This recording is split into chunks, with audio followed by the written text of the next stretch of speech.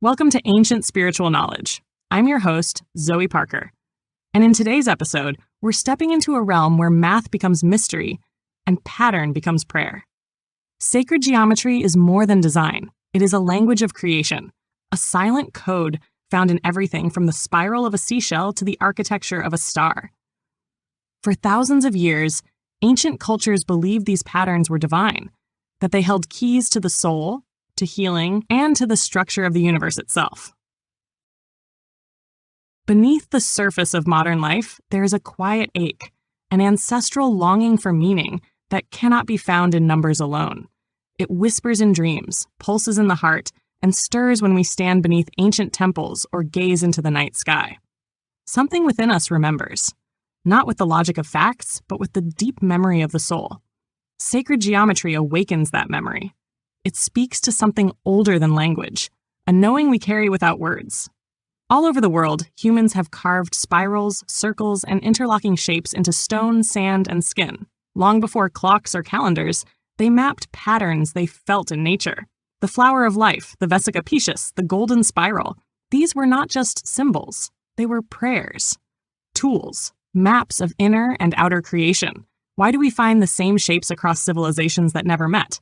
Why does the spiral appear in galaxies, hurricanes, pine cones, and the pattern of human DNA? Why is the golden ratio echoed in the proportions of seashells, sunflowers, and the bones of the human face? There is something profoundly spiritual about the repetition of these forms.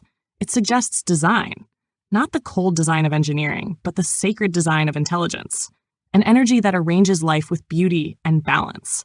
These shapes do not dominate, they harmonize. They unfold with a grace that feels alive. Sacred geometry touches the root of our spiritual hunger, the longing to belong, to find coherence in a chaotic world. In a time when life often feels fragmented, sacred geometry reminds us that unity exists beneath the surface, that life moves in cycles, that death feeds birth, that all things are connected through invisible threads. This is not just a philosophical idea. It is a bodily truth.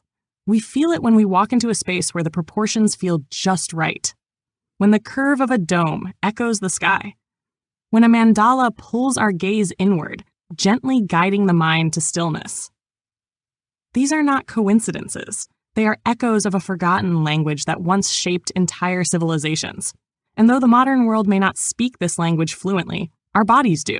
Our intuition does. We sense when something aligns, when a pattern feels right, when a design calms the nervous system or brings clarity to the heart. Sacred geometry invites us to remember that meaning is not added to life. It is embedded in its structure, that what we seek is not outside us. It is within the very patterns that gave us breath. And perhaps, beneath the distractions of the modern age, we are still listening, still longing, still waiting to remember what the ancients already knew. The origins of sacred geometry are not confined to one land, one people, or one belief system.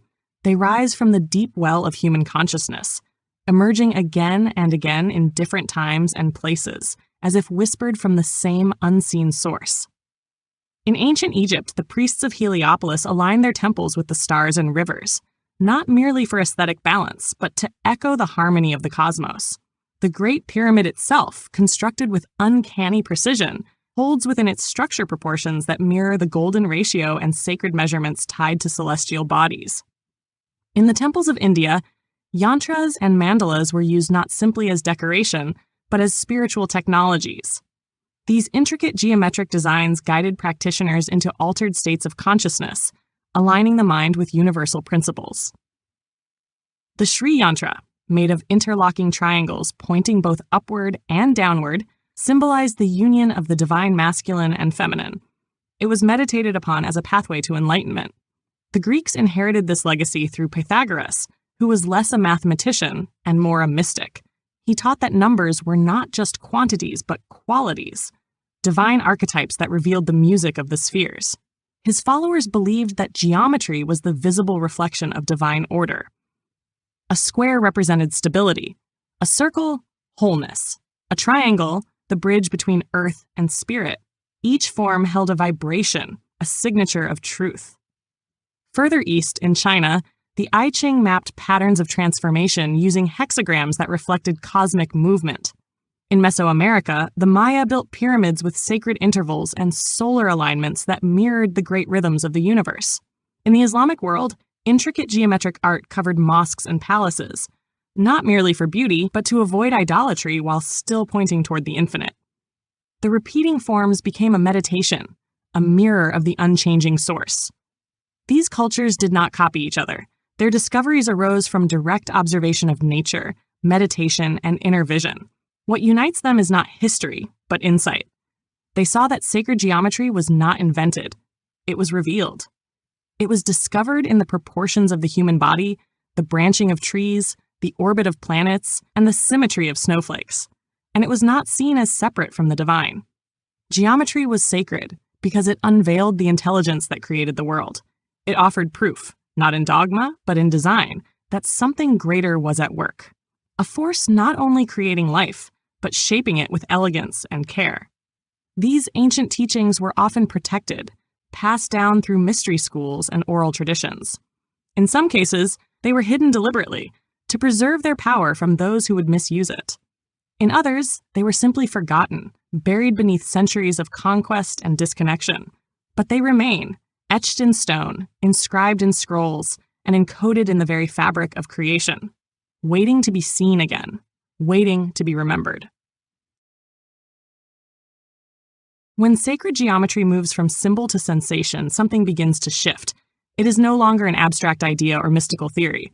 It becomes personal, embodied, lived. Those who work with these patterns do not speak of them with scientific detachment. They speak of them as living forms, as energies that communicate, harmonize, and awaken. Across centuries, mystics, artists, architects, and healers have described the same quiet miracle, how sacred shapes seem to speak directly to the soul. The experience often begins with awe, a feeling of resonance that cannot be explained. A mandala drawn in sand, a temple whose angles make the body feel light, a spiral that draws the eye inward and calms the mind. This is not coincidence. It is entrainment. The nervous system, without knowing why, entrains to balance. The breath slows, the mind quiets, something aligns. People who meditate with sacred geometry often report subtle shifts, flashes of insight, emotional release, or moments of deep peace. The flower of life, a pattern formed by overlapping circles, is said to carry the blueprint of creation itself. When gazed upon in stillness, it can become a portal, not a portal to somewhere else, but to the deeper layers of self. The parts of consciousness that remember unity, wholeness, origin. In energy healing, sacred geometry is used to restore coherence to the subtle body. Practitioners might visualize or trace patterns over the chakras, use crystal grids formed in geometric layouts, or create spaces based on harmonic proportions. These arrangements are not random. They are meant to communicate with the intelligence of the body, the same way a tuning fork brings a piano string back into pitch. Ancient traditions understood this relationship. In Egypt, the shape of temples was not just symbolic, it was functional. The structure itself held energy, amplifying intention and creating resonance. In India, the placement of mandalas on the floor of a meditation room was believed to shift the vibration of the entire space. In Gothic cathedrals, the ratios of pillars, domes, and windows aligned with musical intervals, transforming stone into song. Modern seekers describe similar experiences. A sense of clarity after sitting with geometric art, a moment of connection while walking through crop circle patterns, a dream of golden spirals spinning in the sky. These are not hallucinations. They are responses to pattern, responses that arise when the deeper mind recognizes something familiar, something eternal. Sacred geometry reveals itself not only through external forms, but within the human body. The double helix of DNA, the fractal branching of lungs, the symmetry of the face, the spiral of the inner ear. We are not observers of sacred geometry. We are expressions of it, living mandalas in motion, made of the same divine code we seek to understand. And when we feel lost or disconnected, it is often this very harmony we are missing. The body, the spirit, and the world fall out of tune. But sacred geometry invites us to remember the original song, to feel the patterns that shaped us, and to begin again from that quiet place of alignment.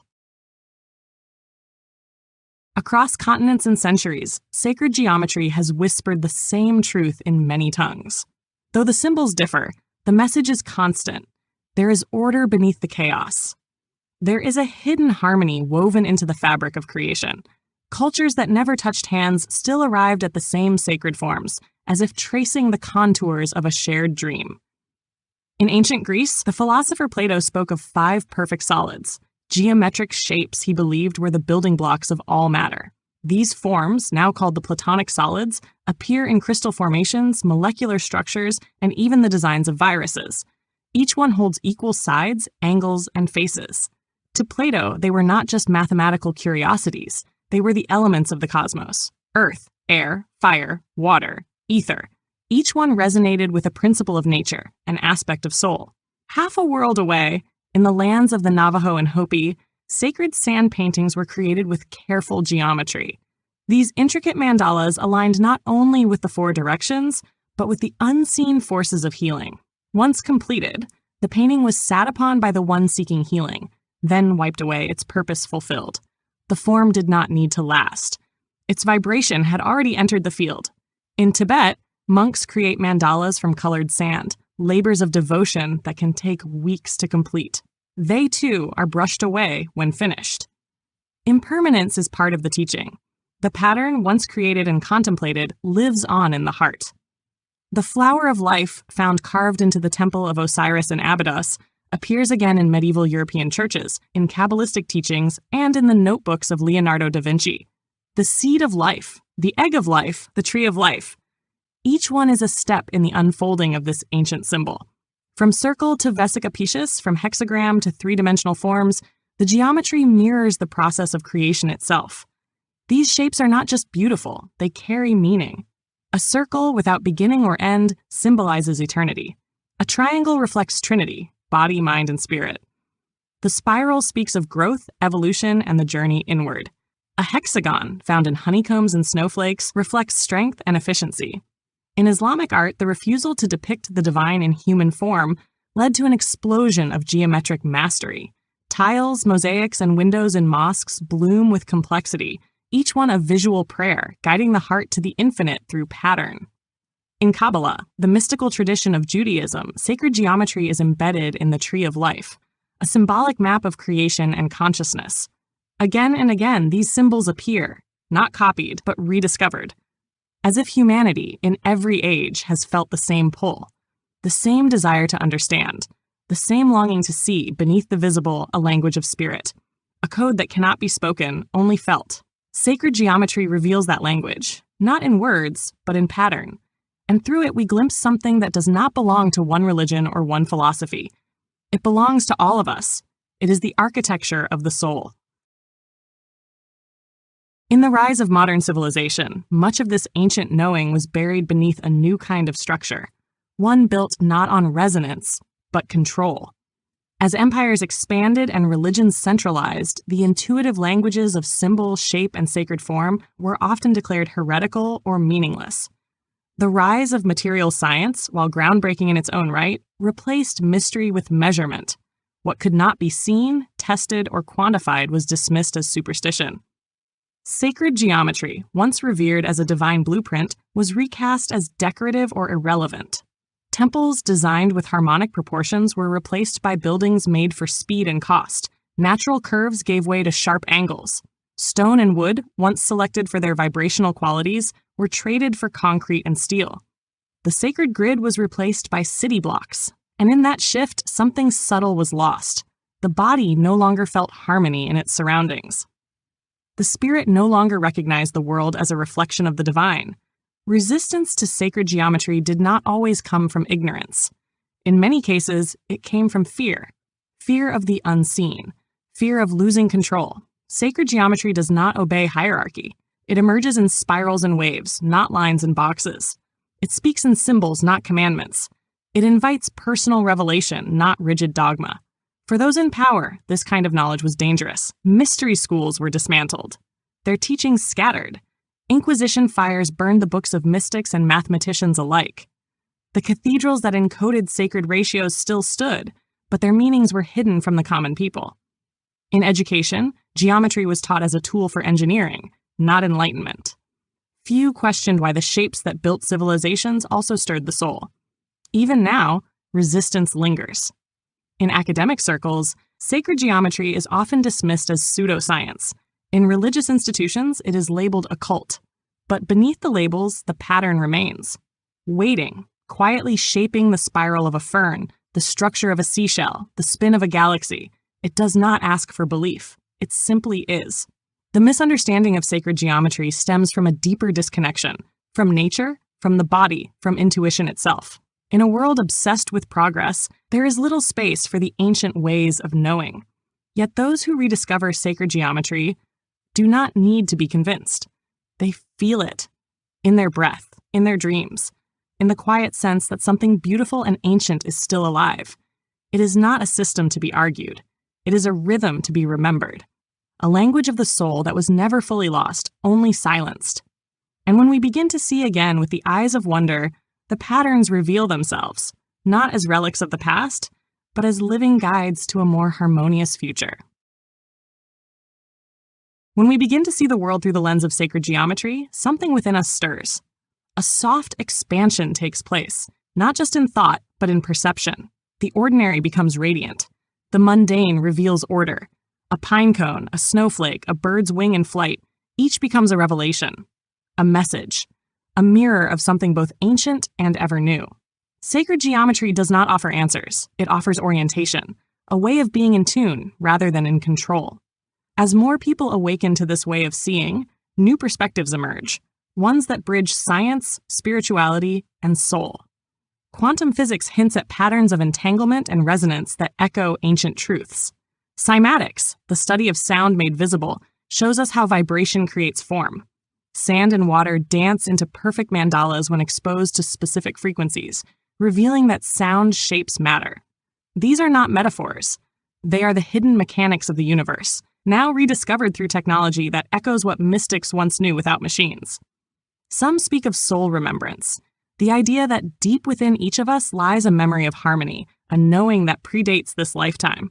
When we encounter sacred geometry, we are not learning something new. We are reawakening a truth encoded in our very cells. The golden ratio lives in our DNA. The spiral lives in our breath. The geometry of the cosmos lives in the rhythm of our hearts. Others explore multidimensional healing through these forms.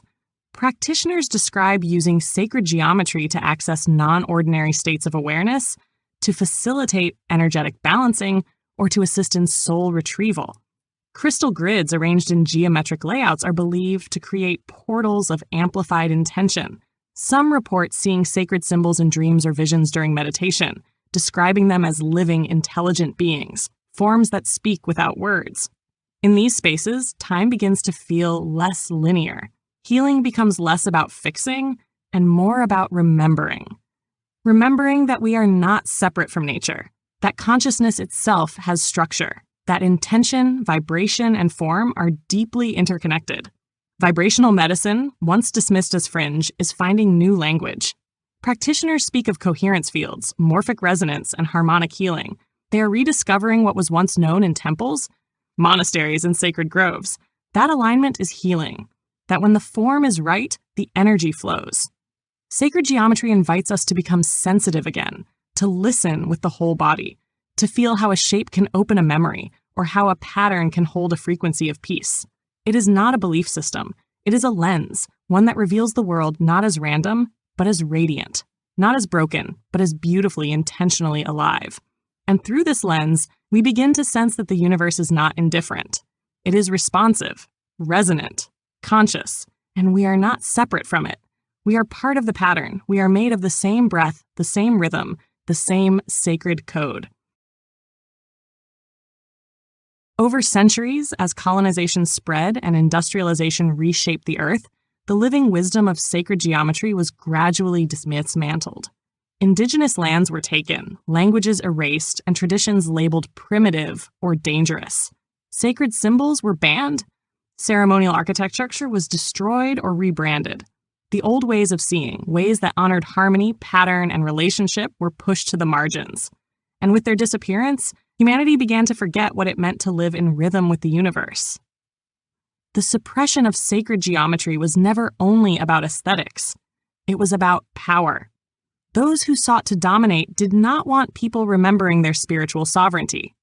They did not want a population tuned into invisible forces, trusting their intuition, or communing with the sacred patterns of nature.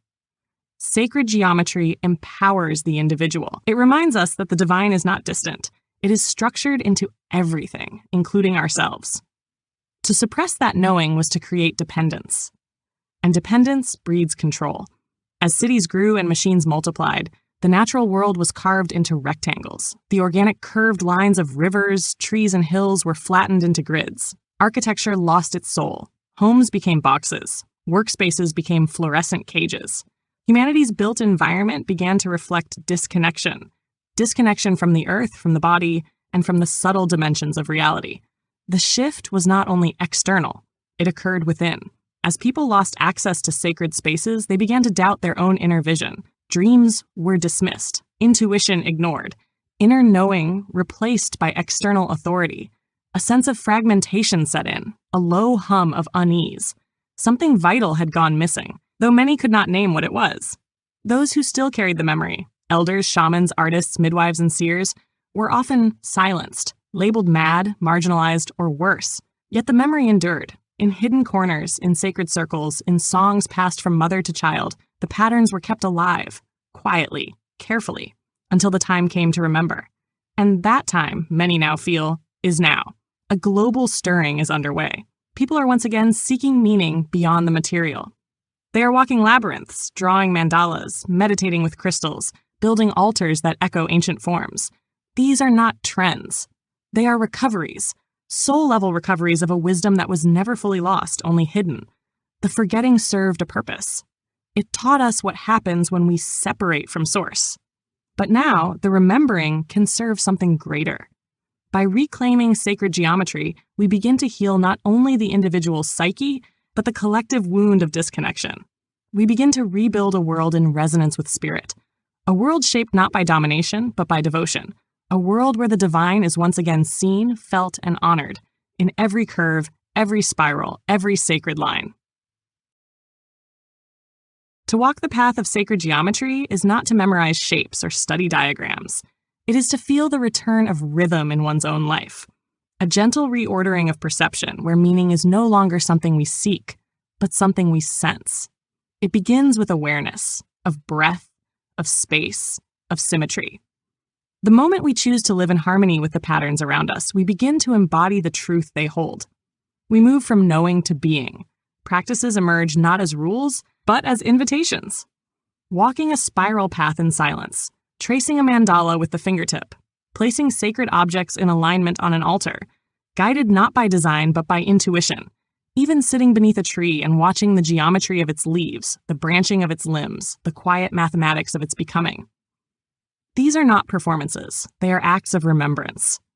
The home can become a sanctuary when geometry is honored, a crystal grid placed with intention. A room arranged in balance where energy flows without obstruction. The presence of circular forms to soften the edges of the day. Art that speaks in symbols rather than words. Sound that carries frequency as much as melody. All of it becomes medicine for the nervous system, food for the spirit. On the level of the body, sacred geometry can be felt through movement and breath. In practices like yoga, tai chi, and qigong, the body follows geometric principles. Spirals, lines, centers, and alignments. These movements are not only physical, they awaken the energetic body. Breath patterns shaped by triangles or squares can stabilize the mind. Mantras, when chanted in sacred space, create sonic forms that organize consciousness. Intention matters. Sacred geometry is not decoration. It is a relationship. When we engage with it, we invite coherence into our field. The heart becomes more steady. The mind becomes more clear. Decisions arise not from fear, but from alignment. And healing does not come in a single flash, but in the gentle restoration of order. A remembering of what it feels like to be whole. Living with sacred geometry means slowing down enough to witness the language of the divine in the everyday, to feel the sacred in the design of a flower, to see the spiral in the unfolding of one's own life. It does not require belief, only attention. The patterns are already present. What changes is our ability to notice. As we cultivate this sensitivity, life becomes art. Our days begin to take on a rhythm. Our emotions move in cycles that no longer threaten, but teach. We begin to understand that the spiral does not mean we are lost. It means we are deepening. That every return is a return to center. And that center, always, is sacred. There is a stillness beneath all form, a silence that speaks through structure. When we tune ourselves to sacred geometry, we are not only observing the divine, we are participating in it. Each breath becomes a spiral of movement, each thought a ripple through a vast invisible lattice. We are not separate from the pattern. We are the pattern, awakening to itself. This path is not about mastery. It is about reverence. Sacred geometry is not a puzzle to be solved, but a presence to sit with. It invites humility, wonder, devotion. And it reminds us that the universe is not something we are merely in. It is something we are becoming. The unfolding of a flower, the arc of a comet, the gentle curve of the human spine, all are expressions of the same sacred intelligence. In times of confusion, we can return to the circle. In times of transition, we can trust the spiral. When we feel fragmented, we can remember the hexagon's strength, the triangle's balance, the seed's potential. These forms are not symbols of something else. They are direct reflections of what is real, within and without. To live geometrically is not to retreat from the world, but to meet it more fully, to bring intention into our actions, beauty into our spaces, alignment into our relationships, to build lives that resonate, that echo truth even in the quietest moments. Sacred geometry shows us that the divine is not far away. It is here, encoded into the fabric of life, patiently waiting to be seen again. And so the invitation is simple. Walk slowly, observe deeply, create with care. Let the forms guide you. Let the rhythms teach you. Allow the structure of the unseen to shape your choices. Let harmony be your compass. Because when we live in resonance with sacred geometry, we do not just witness the sacred, we become the sacred.